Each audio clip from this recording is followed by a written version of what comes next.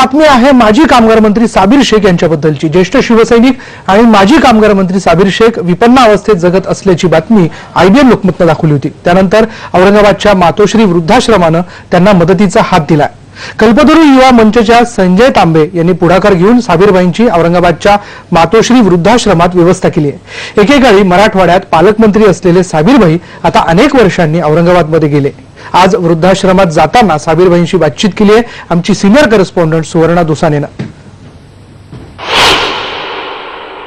वाटतंय तुम्हाला जाताना लाल दिवा घेऊन एकेकाळी तुम्ही फिरत होतात आणि आज तुम्ही वृद्धाश्रमात जाऊन राहताय। तुमच्या वयातले समवयस्क तुम्हाला भेटतील, त्यांच्याबरोबर तुम्ही राहा, पण काय भावना आहेत तुमच्या आता या क्षणाला?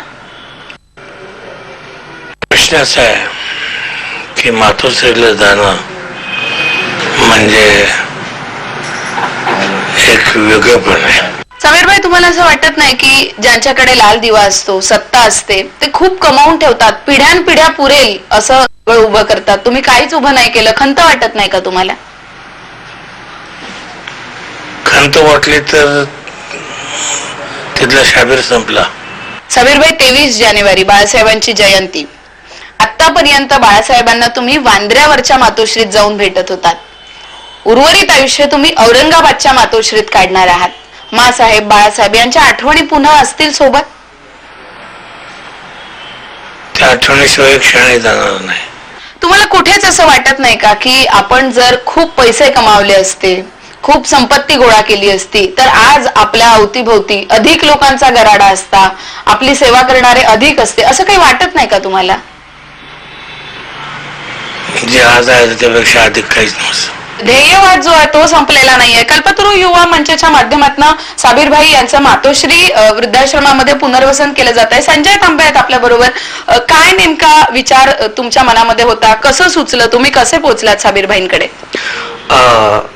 साबीरभाईंची ज्यावेळी बातमी आपल्या IBN लोकमतने प्रकाशित केली होती त्यावेळी साबीरभाईंची जी विपन्नावस्था आम्ही बघितली ती आम्ही कल्पतरू युवा विकास मंचची एक मीटिंग घेऊन त्यामध्ये आम्ही मग ठरवलं गेलं की साबीरभाईंना आपण औरंगाबादमध्ये त्यांचं पुनर्वसन करूयात।